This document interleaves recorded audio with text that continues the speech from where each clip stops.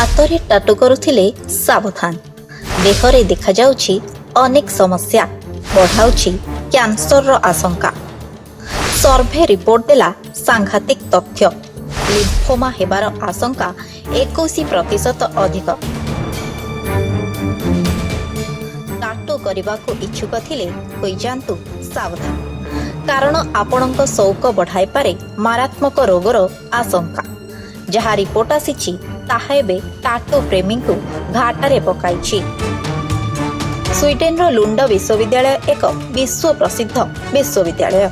एही विश्वविद्यालयर एक गवेषणार एक आश्चर्यजनक तथ्य उल्लेख करा जायछि।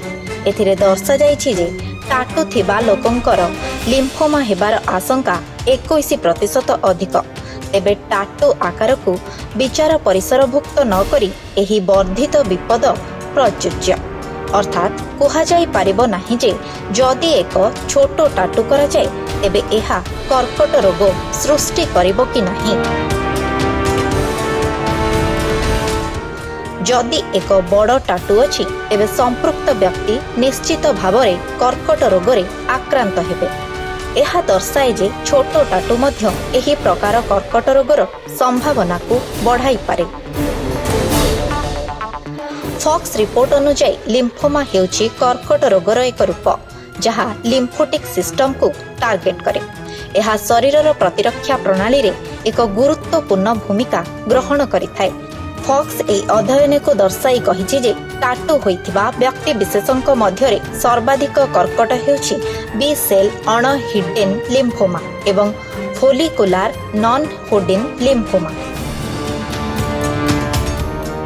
दिल्लीर हिंदूराव हॉस्पिटल अवसर प्राप्त सीएमओ डॉक्टर नागेंद्र कुमार सिन्हा कहिसंती टाटू करिबा बेले जणे सतर्क रहिबा उचित।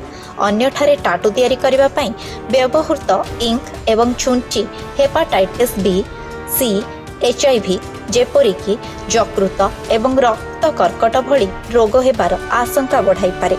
स्वीडेन लुंड यूनिवर्सिटी गवेषकों द्वारा 11,905 जन व्यक्ति उपरे होइथिबा एक अध्ययन जना पड़िछि जे टाटू होइथिबा व्यक्ति मानकर लिम्फोमा हेबार आशंका अधिक थाए। 2 वर्ष तले गवेषक माने अध्ययन करिथिबा प्रथम टाटू करिथिबा व्यक्तिଙ୍କ मध्यरे लिम्फोमा हेबार आशंका सर्वाधिक थिला। तेबे टाटू करिबा पूर्वरु डाक्टरଙ୍କ परामर्श नियंतु। वीडियोटी भल लागिले लाइक शेयर और सब्सक्राइब करने को भूलिबेनी।